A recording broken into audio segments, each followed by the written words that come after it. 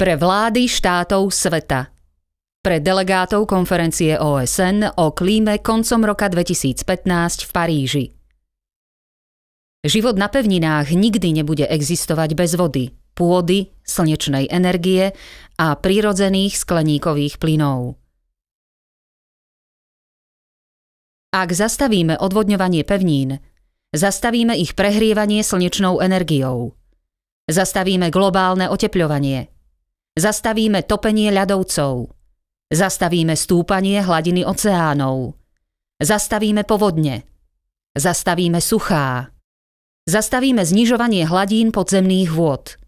Zastavíme vysychanie potokov a riek. Zastavíme zosuvy pôdy. Naše riešenie dokáže zastaviť klimatickú zmenu. Overené riešenie existuje. Je okamžite účinné a trvalo udržateľné.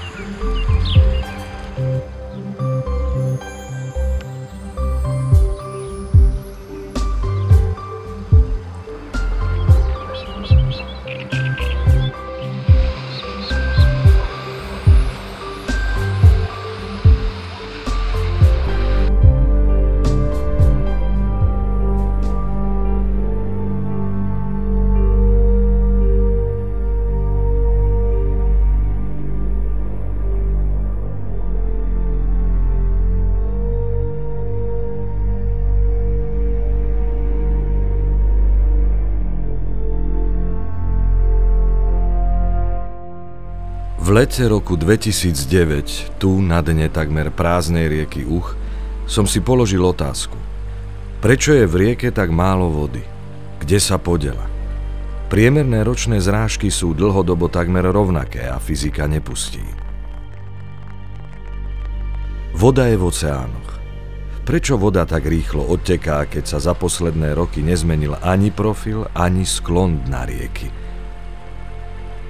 Spomenul som si na roky strávené v horách, v zime i v lete, pri ťažbe guľatiny a pri vymeriavaní a výstavbe lesných ciest, kde počas lejakov či topenia snehu voda stále vsakovala do pôdy. Nikdy netiekla po povrchu, nikdy. Okrem miest, kde sme traktormi a inými mechanizmami zhutnili pôdu.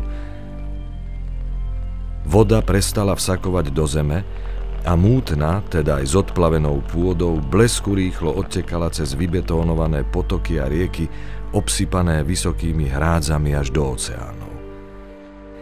Dnes pretečie korytom rieky za niekoľko hodín taký objem vody, ako v minulosti pretieklo za niekoľko dní, možno aj mesiacov. Rieky boli totiž v minulosti neustále naplňané podzemnými vodami. Dažďová voda, ktorá dnes spadne na zhutnenú pôdu, okamžite po nej oteká do potokov a riek, rýchlo ich naplní a rýchlo odtečie.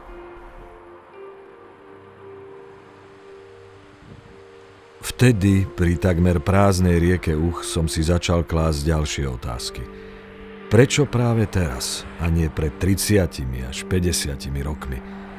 Tu som si postupne začal uvedomovať, že za tým nie sú omielané klimatické zmeny. Nie je pravda, že za povodne, suchá, zosuvy pôd, znižovanie hladín riek či podzemných vôd, globálne otepľovanie môže zmena klímy. Môžeme za to len my. Lebo my urýchľujeme raketovou rýchlosťou odtok vody z pevnín do oceánov. Za posledných 6 rokov som precestoval takmer celú Európu a monitoroval som povodne v 16 štátoch. Všetky mali rovnaký priebeh aj príčinu. Voda, ktorej sme umožnili rýchly odtok, zaplavuje obývané územia a po záplave nastupuje sucho. Pri svojich pozorovaniach som dospel k záveru, že všetky krajiny majú ten istý problém. rovnako ťažia guľatinu a rovnakým spôsobom obrábajú poľnohospodársku pôdu a samozrejme robia aj rovnaké chyby. Akých chýb sa všetci dopúšťame? Poprvé, odvodňujeme územia melioračnými kanálmi na nížinách. Po druhé, nekontrolovateľne zhutňujeme pôdu v lesoch a na poliach. A po tretie, narušujeme prirodzený profil kopcov a vytvárame umelé svahy. Robíme to závratnou rýchlosťou na všetkých pevninách, ktoré následne slnečná energia prehrieva. Od prehriatej pevniny sa zohrieva zemská atmosféra. To všetko sa dokola opakuje, len kolotoč je stále rýchlejší a extrémy rastú. Najvážnejší problém je to, že slnečná energia nadmerne prehrieva odvodnený zemský povrch, od neho sa ohrieva vzduch, ktorý stúpa a ostáva zadržiavaný pôsobením skleníkových plynov.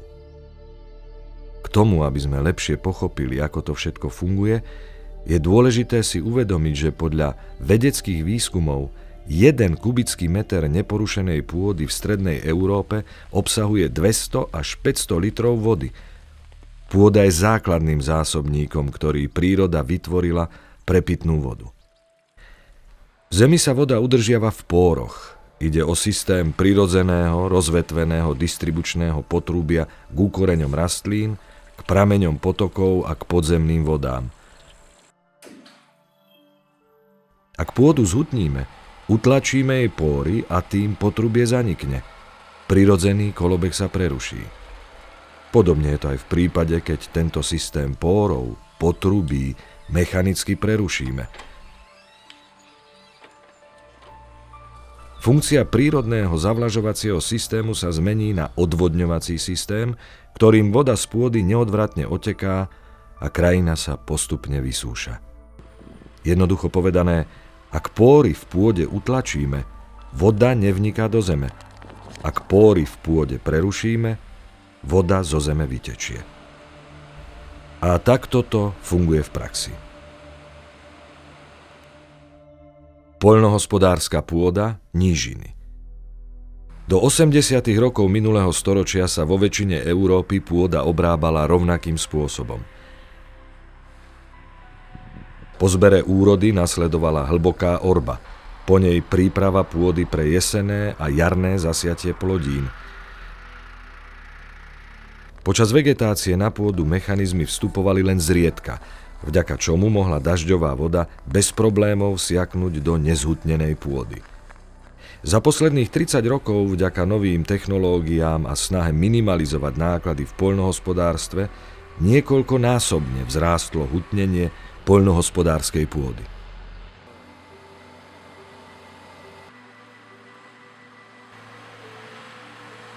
Na jeseň a jar sa pôda pripraví na siatie do hĺbky 10 až 18 cm. Plodiny sa teda sejú do tenkej vrstvy pôdy, pod ktorou však ostáva hrubá vrstva zhutnenej zeminy. Traktory zhutnia pripravenú zeminu prvý raz pri siatí. Na pole sa opäť vracajú pri prvých postrekoch a posypoch. Vrstva zeminy, ktorá ostala zhutnená, sa hutní ešte viac. Dažďová voda, ktorá spadne na takéto pole, premočí vrchnú obrobenú časť pôdy. Zhutnená vrstva pod ňou do seba vpustí iba minimum vody. Väčšia časť vody odteká z polí do nižšie položených oblastí a odnáša so sebou samozrejme aj úrodnú pôdu. Na jeseň a na jar, po vyklíčení rastlín, opäť prichádzajú mechanizmy. Začíname postrekovať a posypávať hnojivami. Kolobeh hutnenia pôdy neustáva. Počas dažďov sa opakuje to isté, čo po samotnom siatí, s tým rozdielom, že voda odteká z oveľa väčšej plochy zhutnenej pôdy. Voda, ktorá sa nedostane do zeme v kopcovitých terénoch, okamžite odteká priamo do najbližšieho kanála alebo potoka. Na nížinách odteká veľmi rýchlo po brázdach do kanálov a cez rieky do oceánov. Po daždi sú kanály a potoky za niekoľko hodín prázdne. Časť vody síce vytvára v najnižších miestach polí jazerá, z diaľky sa nám môže zdať, že pôda je premočená, Ale pravdou je, že spodná zhutnená vrstva pôdy neprepúšťa vodu. Sotva rastliny dosiahnu výšku 30 cm, celý tento proces postreku, posypu a hutnenia pôdy sa opakuje ešte raz. Mútna voda stále viac a viac odteká a vyplavuje ornú pôdu. Na mnohých poliach, ktoré majú väčší sklon, už odteká iba čistá voda, keďže ornica, ktorá sa dostala pri obrábaní na povrch, je už odplavená do vodných nádrží a oceánov. Povrch polí začína byť kamenistý a tým pádom menej úrodný. Proces postrekov, posypov a masívneho hutnenia pôdy pokračuje do skončenia rastu plodín. Potom príde na rad žatva. Výsledkom je, že po jesennom zbere úrody niektoré polia už nedokážu plošne vodu vstrebať. Na zábere vidíme zakvitnuté polia repkou olejnou a zároveň neobrobené kukuričné pole. Z tejto plochy počas zimy a na jar veľká časť vody z topiaceho sa snehu a z dažďov odtiekla miesto toho, aby vsiakla do zeme. Takéto polia v januári roku 2014 boli z veľkej časti príčinou povodní v Spojenom kráľovstve. V 40. rokoch minulého storočia sa začalo s výstavbou odvodňovacích kanálov na nížinách na Slovensku. Zapríčiňujú to, že voda vsakujúca na poliach do zeme vytečie cez prerušené póry v stene kanála a ten ostáva prázdny. Tým sa okolité polia odvodnia po celej dĺžke až do hĺbky dna kanála. Práve od tohto obdobia klimatológovia zaznamenávajú značné zvyšovanie teploty zemského povrchu. Ďalší graf nám znázorňuje, ako zhutnená vrstva pôdy neprepúšťa dažďovú vodu do zeme, ale ju rýchlo povrchovo odvádza do kanála. Keďže z poľnohospodárskych polí ľudskou činnosťou rýchlo odvádzame dažďovú vodu, klesajú nám aj podzemné vody, už nie do hĺbky dna kanála, ale stále hĺbšie. Rýchly odtok vody z polí zapríčiňuje aj rýchle vysychanie pôdy. Nie je zriedkavosťou, že počas dažďov vidíme pole premočené a o niekoľko dní je už zem presušená. Klimatológ profesor Lapin napísal: po roku 1987 sa ale priemery teploty vzduchu výrazne zvýšili aj v strednej Európe a rekordy najvyššej teploty sa vyskytujú asi 5 krát častejšie ako rekordy najnižšej teploty. Jedna z dvoch hlavných príčin nadmerného nárastu extrémnych teplôt za posledné 3 desaťročia je podľa mojich pozorovaní odvodňovanie, vysušovanie a prehrievanie poľnohospodárskej pôdy. Po zbere úrody na poľnohospodárskej pôde sme urobili niekoľko meraní vsakovania vody do pôdy. Najskôr na políčku o rozlohe 10 metrov štvorcových pôranej pôdy do hĺbky 30 cm sme simulovali 100 mm zrážku takou rýchlosťou, aby voda z označeného políčka neodtekala, ale postupne vsakovala do pórov pod pooranou časťou zeme. Simulovaná zrážka trvala 2 hodiny 35 minút.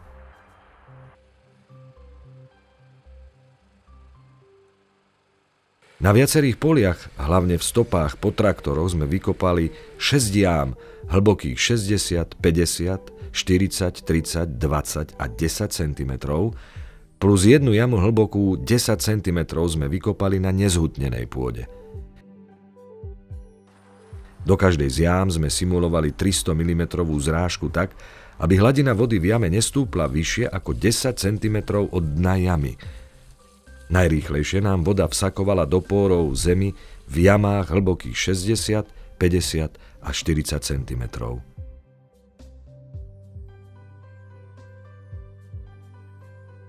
V jame hlbokej 30 cm a v jame hlbokej 10 cm v nezhutnenej pôde nám voda vsiakla do zeme prakticky za rovnaký čas. V zhutnenej jame hlbokej 20 cm za 3 hodiny vsiaklo iba 17 mm vody. V zhutnenej jamke hlbokej 10 cm za 3 hodiny vsiaklo dokonca len iba 5 mm. Výsledkom je fakt, že vrstva zhutnenej pôdy zabraňuje dažďovej vode vsiaknuť do zeme. Pre porovnanie sme merania robili aj na ťažkých a stredne ťažkých pôdach. Tie odvádzali síce vodu pomalšie, no nakoniec ju absorbovali. V priebehu jedného dňa absorbovali od 5 mm do 20 mm vody, čo je niekoľkonásobne viac, ako je priemerná denná zrážka v danej lokalite. Moje opatrenia na poľnohospodárskej pôde. Poprvé, v prvom rade musíme robiť hlbokú orbu.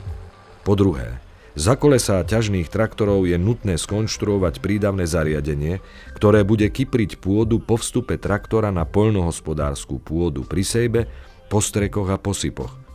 Po tretie, v odvodňovacích kanáloch je potrebné vybudovať malé, nepriepustné hrácky s otvorom, v ktorom môžeme regulovať výšku hladiny vody v kanáli.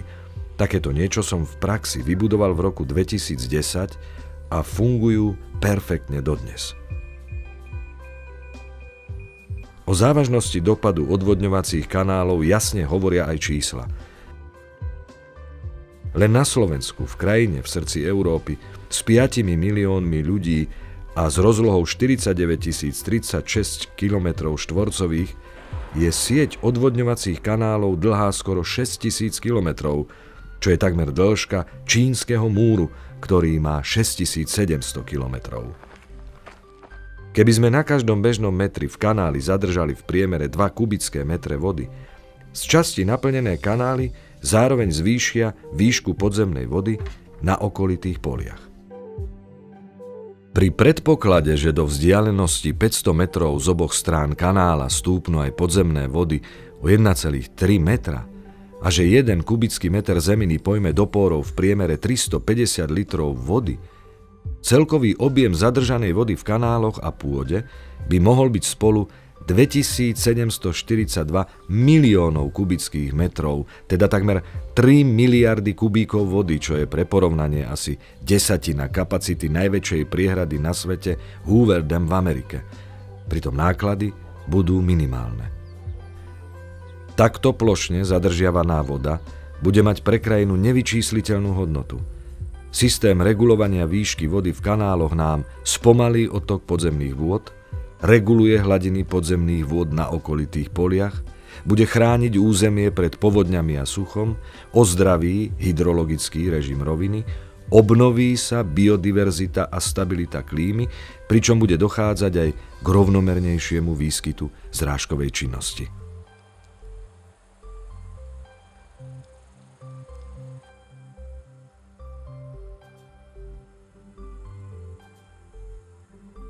Lesy, potoky, rieky a vodné nádrže. Od odvodnených a prehriatých polí na nížinách stúpa teplý vzduch vyššie do atmosféry a intenzívnejšie vytláča mračná nadchladnejšie hory, kde je v posledných rokoch častejší výskyt extrémnych atmosférických zrážok.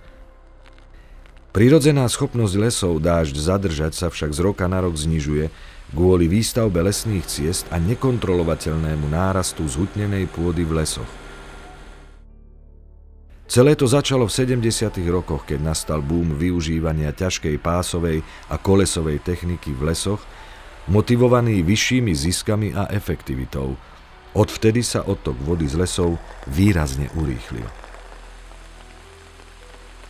A práve od tohto obdobia klimatológovia zaznamenali ďalšie rýchlejšie stúpanie teploty zemského povrchu. Ešte rýchlejší rast do zhutňovania pôdy v lesoch priniesli posledné roky. Drevo viac a viac využívame ako obnoviteľný zdroj energie na výrobu štiepky do teplární a elektrární, preto sa extrémne zvýšila aj jeho ťažba. To je druhý faktor, ktorý stojí v pozadí rekordných teplôt od roku 1987.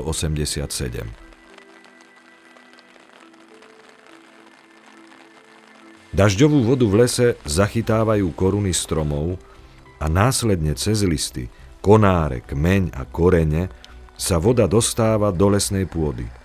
V pôroch sa dostáva aj tam, kde nie sú korene stromov. V lesoch je mnoho takých miest, kde sa voda napriek dlhodobým dažďom už dávno nedostala a pritom vedľa nich nám po zhutnenej pôde voda z lesa odteká. Ak vedie pozdĺž stromov lesná cesta so svahom, voda po koreňoch vyteká a zároveň vyplavuje pôdu a obnažuje korene, ktoré ostávajú vo vzduchu. Majitelia a správcovia lesov po ťažbe dreva bez výčitiek za sebou nechávajú zdevastovanú zem, ktorá rýchlo odvádza vodu z lesa. A to aj napriek tomu, že im v tom v niektorých štátoch bránia zákony, podľa ktorých by zhutnenú pôdu mali po ťažbe vrátiť do pôvodného stavu, aby opäť dokázala absorbovať vodu. To však nerobia a plocha zhutnenej pôdy sa stále zväčšuje.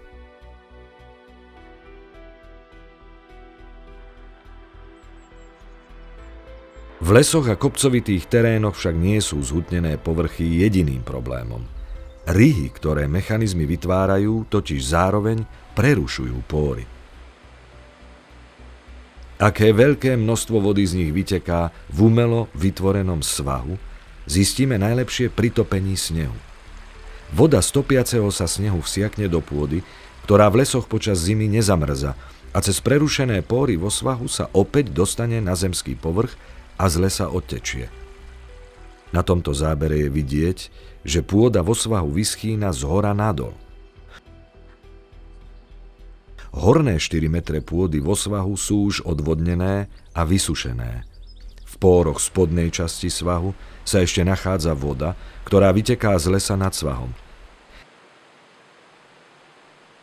Je to názorný príklad, ako postupne vysušujeme naše lesy, nenahraditeľné zásobníky pitnej vody pre rastlinstvo a živočístvo na pevninách planéty. Hory, podrezané lesnými cestami a svahmi nad nimi, sú odsúdené na postupné odvodňovanie, splavovanie úrodnej pôdy a vyschýnanie všetkého živého, čo sa v nich nachádza. V takýchto podrezaných horách sa neudrží ani kvapka vody. Voda chýba nielen vo svahu, nad lesnou cestou a 100 metrov nad ňou, ale v celom lese. Je úplne jedno, či ide o horu ihličnatú alebo listnatú. Prerušené póry vysušia každú horu, každý les.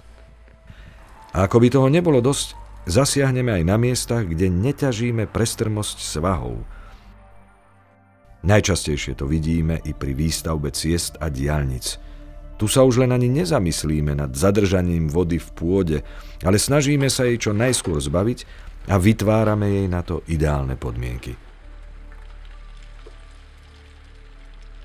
Vodu vytekajúcu zo svahov nad diaľnicami nezadržíme kamennou stenou ani geomrežami.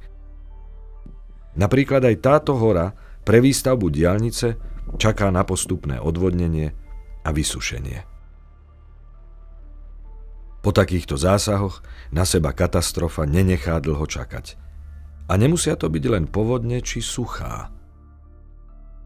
Zosúv pôdy. Vznikajú počas dažďov v kopcovitých terénoch, a to vtedy, keď voda stekajúca po zhutnenej pôde na lesnej ceste alebo chodníku sa z tejto zhutnenej pôdy dostane v zákrute alebo v najnižšom bode do nezhutnenej pôdy.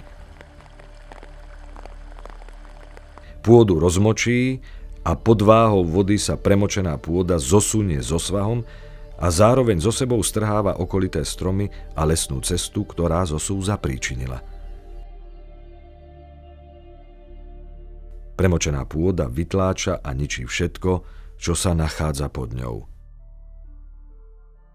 V lete v roku 2014 na Slovensku v Pohorí nad dedinou Vrátna vzniklo po výdatných dažďoch niekoľko zosuvov pôdy, ktoré zasypali spodnú lanovkovú stanicu. Na záberoch je jasne vidieť, že malé zosuvy pôdy do rozlohy 100 štvorcových metrov vznikli pod lesnými chodníkmi. Keď som sa pohyboval po takýchto chodníkoch, zistil som, že chodníky sú značne zhutnené. Práve po tejto pôde sa dostala stekajúca voda vo väčšom množstve na nezhutnené miesta. Voda tú pôdu premočila a takto premočená pôda sa pod váhou vody zo svahu vysunula. Na spodnej hrane zosuvu pôda ostala pevná. Väčšie zosuvy boli zapríčinené širokými turistickými chodníkmi na hrebení hory, ktoré sú miestami široké až 16 metrov. Čudujete sa, ako je možné, že má turistický chodník šírku 16 metrov? Je za tým ľudská pohodlnosť. Niekdajšiu úzku cestu rozšírili turisti v snahe vyhnúť sa kameňom. Až ju zhutnili na šírku 16 metrov. Voda, ktorá v krátkom čase spadla na tieto chodníky, miestami široké ako diaľnica, okamžite stekala dole na 35 až 45 stupňov strmé svahy. Nechala po sebe aj stopy v podobe drveného kameňa a zľahnutej trávy. Stalo sa vlastne to, že desiatky ton vody vysunuli premočenú zem zo svahov, ktorá sa zosúvala medzi úpätiami kopcov do doliny. Úpätia medzi kopcami ostali dokonale zerodované do skaly vo výške 2 až 3 metrov a pôda nad nimi ostala neporušená. Samozrejme, ku katastrofe prispeli aj extrémne zrážky, no ani tie sa tu neobjavili náhodou. Teplý vzduch z odvodnených nížin stúpa a nedovoľuje mračnám rozprestrieť sa nad celou krajinou a vytláča ich do kopcovitého terénu, kde sú nižšie teploty. Poľnohospodárska pôda a lesy vďaka neustále sa zväčšujúcim plochám zhutnenej pôdy a umelo vytvoreným svahom strácajú schopnosť akumulovať v sebe dažďovú vodu. Z tohto dôvodu sa každým dňom množstvo vody v pôde zmenšuje, preto sa ňou nedoplňajú pravidelne potoky, ktoré vyschýnajú. Je v nich voda len počas dažďov a topenia sa snehu. Ak neprší alebo sa netopí sneh, rieky sú naplnené vodou maximálne do 1/3 oproti tomu, čo bolo pred 30-40 rokmi na Slovensku, a to tak v lete, ako aj v zime.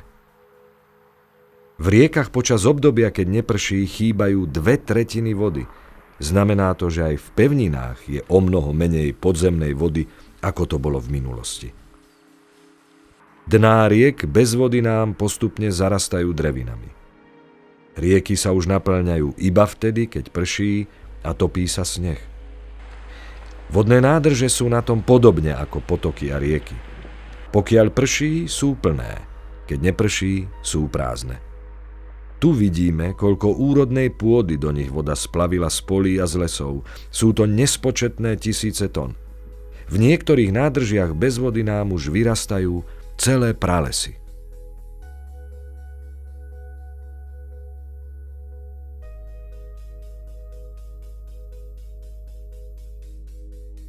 Lesy zbavené vody nám ďalej zapríčiňujú vysychanie lesných porastov, v prvom rade smrekov, ktoré majú plitké korene, lesné kalamity, korene stromov totiž bez vody strácajú pružnosť a stromy tak ľahšie padajú, a lesné požiare.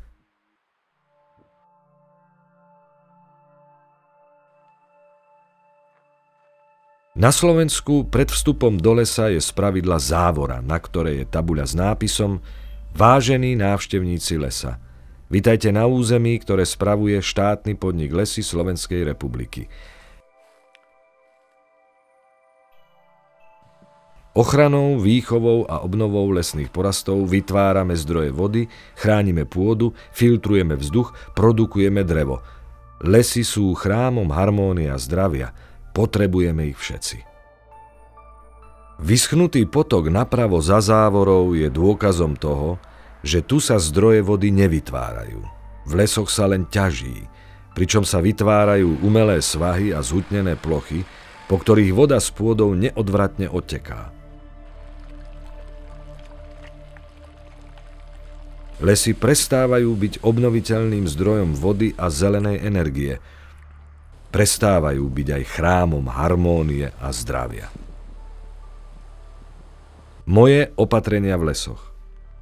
Poprvé, zhutnenú pôdu je potrebné na nepoužívaných približovacích lesných cestách a stopách po mechanizmoch narušiť rýpadlom z najvyššieho miesta po najnižšie, priečne proti svahu a prúdu vody tak, aby dažďová voda ostala tam, kde spadne a vsiakla do narušenej pôdy. Po druhé, Nad nepotrebnými, už rekultivovanými, narušenými, zhutnenými plochami umelo vytvorené svahy musíme narušiť do hĺbky svahu cirka 1,5 metra, aby vytekajúca voda z pórov vsiakla do narušenej pôdy vo svahu a tak postupne si vytvorila nové póry, cez ktoré bude stekať do hĺbších vrstiev zeminy.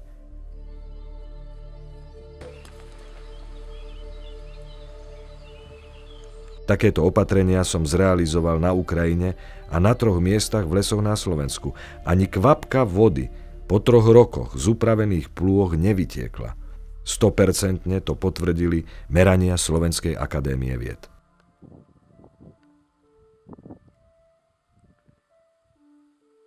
Opatrenia sú okamžite účinné, trvalo udržateľné a pre prírodu a ľudstvo oveľa potrebnejšie ako sypanie poldrov a hrádzi, pritom náklady na realizáciu sú minimálne. Po tretie, nad umelo vytvorenými svahmi, nad cestami, lesnými cestami, diaľnicami je nevyhnutné prekopať zeminu v šírke cirka 1 metra, do hĺbky približne 2 až 4 metre po vrstevnici, vo vzdialenosti 5 až 20 metrov nad umelým svahom. Nad spodnú časť vykopanej jamy je však potrebné vložiť nepriepustnú fóliu, aby sa voda z prekopanej zeminy v jame nedostala do pórov pod jamou. Voda vsiakne do rozkopanej pôdy a postupne do pórov v nižších vrstvách zeme.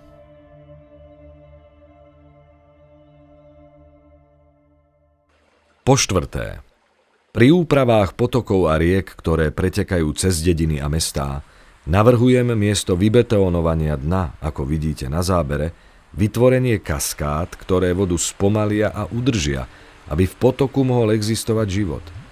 Tieto úpravy boli realizované na tom istom potoku vo vzdialenosti 500 metrov od seba. Dobrým príkladom, ako vodu zadržať a neobmedziť pritom ľudskú priemyselnú činnosť, je aj riešenie, ktoré som navrhol jednému podnikateľovi. Na vysušenom bažinatom poli, ktoré sa nachádza neďaleko priemyselného areálu, boli ešte v roku 2009 divé skládky odpadu. Dažďová voda z celého areálu bola odvádzaná bez využitia priamo do neďalekej rieky, čím trpela najmä príroda v okolí fabriky. Ako riešenie som navrhol plán na zadržanie dažďovej vody pomocou umelo vytvorených jazier. V roku 2010 bol plán zrealizovaný a nové okolie areálu vyzerá takto. Každá kvapka vody, čo spadne na areál, sa dostane do vytvorených jazier, ktoré dávajú život rastlinstvu a živočístvu. Nie náhodou sa striedajú na južnej a severnej pologuli 4-ročné obdobia. Jeseň a zima sú pritom rozhodujúce pri akumulácii vody do pôdy z dažďov či topiaceho sa snehu. Počas jary a leta voda naakumulovaná v pôde má zásobovať rastlinstvo, potoky, rieky a živočístvo na pevninách. My možno nevedome robíme všetko preto, aby voda z pevnín čím skôr odtiekla.